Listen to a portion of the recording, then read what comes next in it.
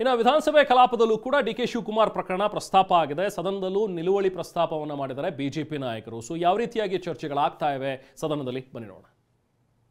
ತಾವು law minister ಆಗಿದ್ದಂಥವ್ರು, ಕಾನೂನನ್ನ ತಿಳುವಳಿಕೆ ಇದ್ದಂಥವ್ರು. ಗೃಹ ಮಂತ್ರಿಗಳು ಏನು ಹೇಳಿದ್ರಂದ್ರೆ, ಇದು ನ್ಯಾಯಾಲಯದಲ್ಲಿ ಕೆಲವು ಜನ ಪ್ರಶ್ನೆ ಮಾಡಿದ್ದಾರೆ, ನಾನೇನು ಹೇಳಬೇಕಾಗಿಲ್ಲ ಯಾರು ಮಾಡಿರಂತೆ, ಯತ್ನಾಳ್ ಅವರು ಪ್ರಯತ್ನ ಮಾಡಿದ್ದಾರೆ, ಅದು ಅವ್ರ ಹಕ್ಕು, ಅದ್ರ ಬಗ್ಗೆ ನಂದೇನೋ ಆಕ್ಷೇಪಣೆ ಇಲ್ಲ. ಅವ್ರು ಮಾಡ್ಲಿಕ್ಕೆ ಹಕ್ಕಿದೆ, ಸುಪ್ರೀಂ ಕೋರ್ಟ್ಲಿಕ್ಕೆ ಹಕ್ಕಿದೆ, ನೀವು ಯಾರು ಬೇಕಾದ್ರೂ ಹೋಗ್ಲಿಕ್ಕೆ ಹಕ್ಕಿದೆ, ಅದ್ರ ಬಗ್ಗೆನೂ ನಮ್ದು ಆಕ್ಷೇಪಣೆ ಇಲ್ಲ. ಆದ್ರೆ ಈಗಾಗಲೇ ಇದು ಕೋರ್ಟಲ್ಲಿ ಅಡ್ಮಿಟ್ ಆಗಿ ಚರ್ಚೆಗೆ ಬಂದಿರೋದ್ರಿಂದ it is A matter of judiciary entry ಆಗಿದೆ. ಇಲ್ಲಿ ಇದು ಡೆಫಿನೆಟ್ಲಿ ಸಬ್ ಜುಡಿಸ್ ಆಗುತ್ತೆ. ಅದನ್ನ ಆ ವಿಷಯವನ್ನ ಇಲ್ಲಿ ಚರ್ಚೆ ಮಾಡಲಿಕ್ಕೆ ಇದರಲ್ಲಿ ಬರೋದಿಲ್ಲ.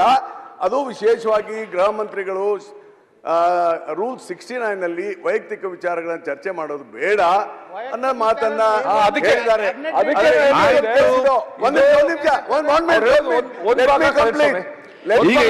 ಚರ್ಚೆ ಬೇಡ.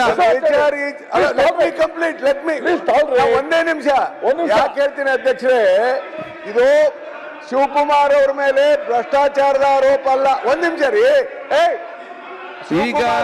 ಶಿವಕುಮಾರ್ ಅವ್ರ ಮೇಲೆ ಭ್ರಷ್ಟಾಚಾರದ ಆರೋಪ ಇಲ್ಲ.